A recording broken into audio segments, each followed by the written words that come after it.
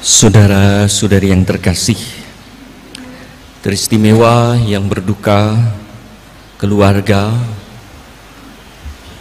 saudara-saudari dari Keuskupan Agung Ende, dan tentunya kami, para imam dan uskup, berduka cita atas kepergian Monsinyur Vincentius Sensi Potokota pada tanggal 21 yang lalu diadakan misa requiem di Jakarta. Di luar dugaan, gereja katedral penuh, membludak sampai keluar, hingga orang yang terlambat tidak bisa mendapat tempat, bahkan tidak bisa masuk ke halaman gereja. Luar biasa. Sepertinya Monsinyur Sensi pada saat itu berada di keuskupannya sendiri. Lalu orang berkata, itu artinya orang Flores banyak. Ada banyak di mana-mana. Sukses luar biasa. Kita bersyukur atas segala yang telah dilakukan oleh Monsinyur Sensi sebagai tanda kasih kita kepada beliau yang luar biasa.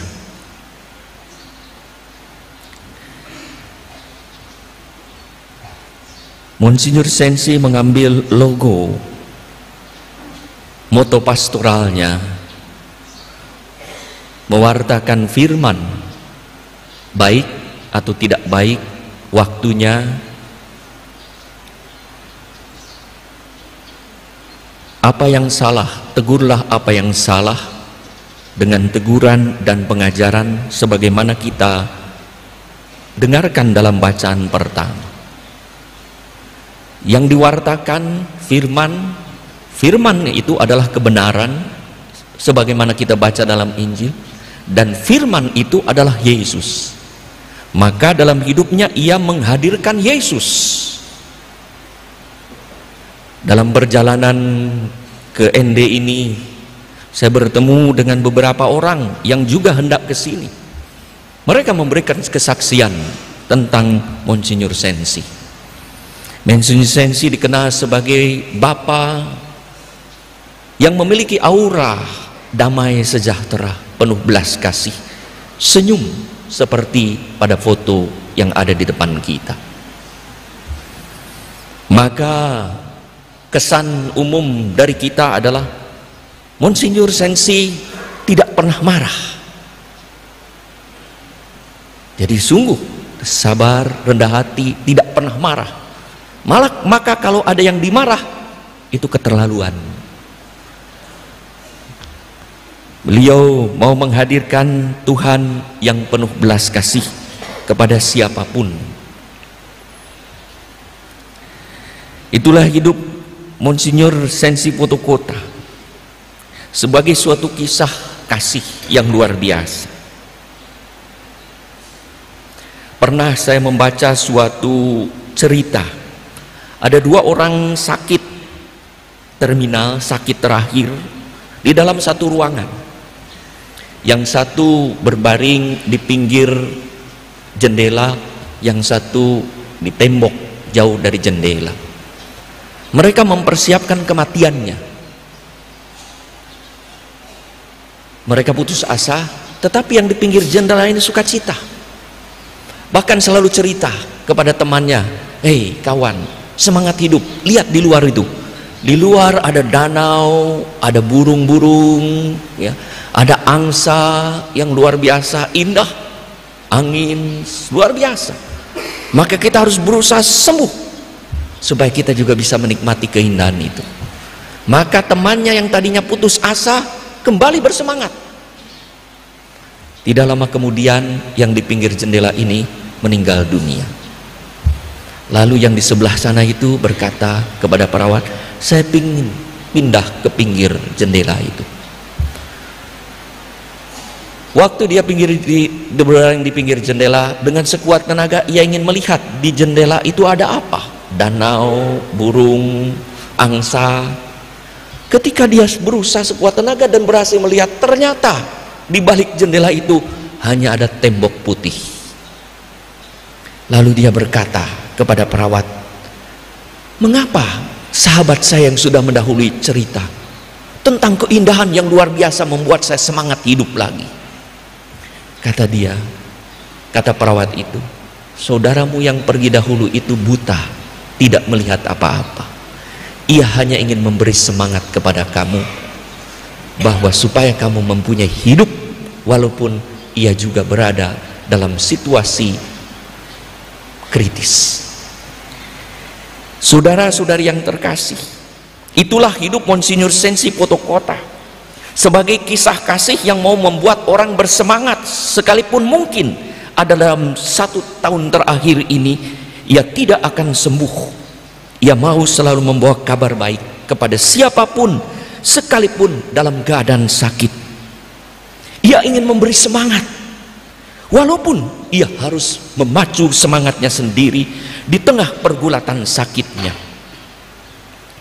Dalam keadaan tidak baik, sakit, tak berdaya, digerogoti rasa sakit nyeri yang luar biasa, Monsinyur Sensi tetap mencoba tersenyum. Di tengah pergulatannya menghadapi sakratul maut, ada aura damai sejahtera. Ia kadang-kadang merintih kesakitan, tetapi damai sejahtera itulah yang juga saya saksikan di hari-hari terakhir sebelum menghembuskan nafasnya di Jakarta, yang merupakan ungkapan sukacita karena kedekatannya dengan Tuhan yang ia ingin bawa, baik dalam keadaan sehat maupun sakit, dalam kondisi situasi apapun. Ia ingin menyampaikan terima kasih kepada siapapun yang mengasihinya, yang menjenguknya dan menemaninya, yang mendoakannya dari jauh, dan kepada kita semua yang berada di sini. Saudara-saudari yang terkasih, dalam doanya Yesus menuturkan sebuah kisah kasih, bagaimana Bapa mempermuliakan Putra dan Putra mempermuliakan Bapa melalui karya keselamatan sesuai dengan kehendak Bapa. Yesus menceritakan kisah ini dalam doanya dengan mengkomunikasikan kepada para murid siapakah Bapa dan Putra sebenarnya, dan bagaimana Bapa dan Putra mengasihi manusia, dan bagaimana manusia harus hidup memberi kesaksian tentang kasih Bapa dan Putra. Dan kasih itulah yang diwartakan oleh Monsinyur Sensi di dalam hidupnya. Maka orang mengenal sebagai seorang gembala yang dekat dengan umat. Paus Fransiskus seringkali mengajak para imam dan para gembala, dekatlah dengan umat, supaya para gembala ini berbau domba. Maka beliau kemanapun, ke pelosok-pelosok hadir. Bahkan dalam perjalanan tadi ada yang memberi kesaksian, bahkan misa di keluarga-keluarga. Ketika ada orang berduka, diutamakan. Bahkan seorang bapak bercerita, ketika ibunya meninggal, Monsinyur Sensi tidak bisa hadir, ia menelepon, "Pak, saya tidak bisa hadir sekarang ini, tapi saya berjanji pada 40 hari ibu, peringatan ibu, saya akan datang." Dan betul datang. Maka adakah janji Monsinyur Sensi kepada saudara-saudari yang belum dipenuhi? Kalau ada, nanti bisa jadi datang, hadir, mendoakan dan memberi semangat kepada kita. Maka orang mengatakan ketika ia datang, aura kasih kehadiran Tuhan sangat nyata, tidak ada ketegangan. Katanya, kadang dengan imam tertentu saya tegang, tapi dengan Monsinyur tidak tegang. Karena apa? Aura dari kasih yang telah dinyatakan oleh Tuhan kepadanya. Saat menengok bersama dengan 2 uskup lain, Monsinyur Sipri, pada 3 November, kami berdoa, dan ia pun langsung menyambut dan hendak membuat tanda salib. Walaupun badannya lemah, dia tidak kuat sampai membuat tanda salib. Kita buatkan tanda salib. Penyakitnya tidak menjauhkan dirinya pada Tuhan, tetapi justru mengantarnya memasuki saat suci, sehingga ia mempersiapkan diri dengan sungguh-sungguh untuk bertemu dengan Tuhan. Hingga beberapa hari setelah itu, dalam bahasa daerah, ada orang memberi kesaksian bahwa ia berkata, "Saya sekarang mau pulang ke rumah Bapa." Bukan menunggu kematian seperti kata Bapak Kardinal dalam homili 21 November di katedral, tapi pulang, aktif menyambut masuk surga. Saudara-saudara, kita semua bercita-cita masuk surga, betul? Siapa yang mau duluan? Tidak ada ya. Waktu Monsinyur Sensi, siapa yang mau duluan? Tunjuk jari, saya kira.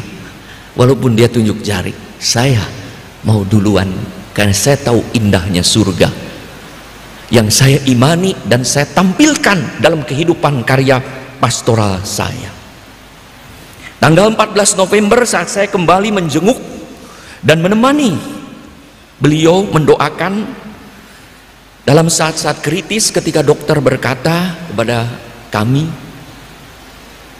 kita serahkan kepada Tuhan, kita tinggal menemani Monsinyur Sensi. Saya memberikan sakramen pengakuan dosa. Setelah absolusi, ia pun membuka mata. Ada sukacita dan kelegaan. Ada kelegaan rohani di tengah kesakitan badan. Reaksi orang dalam keadaan sakit seringkali menunjukkan sikap, karakter, dan disposisi batin sewaktu ia sehat. Dan Monsinyur Sensi dikala sakit sungguh menunjukkan kedekatannya dengan Tuhan dan kecintaannya kepada umat yang ia gembalakan serta kepada para imam. Maka saat menghadapi seperti saat Yesus menghadapi sakratul maut, ada kesakitan badani, tetapi ada sukacita karena ada banyak orang yang akan diselamatkan.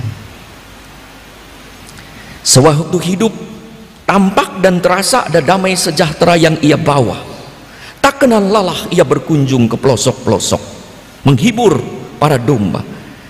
Di lingkungan Konferensi Wali Gereja Indonesia, tugasnya dilaksanakan dengan penuh kerendahan hati dan kesetiaan serta tanggung jawab. Dalam keadaan sakit, ia pun menulis WA kalau ada rapat presidium, mohon maaf saya tak bisa hadir karena kesehatan, saya mendoakan. Dan pada saat pembukaan Unio Misa tanggal 26 September yang lalu di sini, beliau masih memimpin misa walau tak sampai selesai. Karena tenaga jas cintanya hendak dicurahkan kepada Allah, kepada umat, kepada para imam. Itulah komitmen seorang gembala yang baik, yang selalu memberi aura belas kasih, menghadirkan firman yang adalah Yesus. Komitmen mengatasi emosi, sedih ataupun sukacita, senang ataupun susah, saya tetap menjalankan apa yang Tuhan kehendaki. Mengatasi situasi berat ataupun gampang, saya tetap akan melayani dan mencintai umat yang dipercayakan kepada saya, gembala, domba, imam-imam yang dipercayakan juga kepada saya. Mengatasi berbagai kondisi, dalam kondisi sakit maupun sehat, segar ataupun tidak, ia tetap setia. Itulah seorang gembala sederhana, penuh belas kasih, komitmen, tidak dipengaruhi oleh emosi, situasi, dan kondisi apapun. Hanya satu niatnya, mengabdikan diri sampai mati secara total pada Yesus yang diimani dan diikutinya.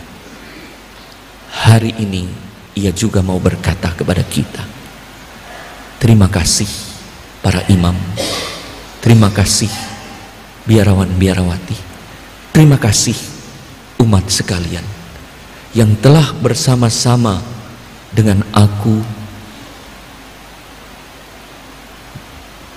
bersaksi tentang firman dan mengantar aku kembali pulang kepada Bapa di surga. Selamat jalan Monsinyur Sensi. Terima kasih atas doa, jasa dan cinta.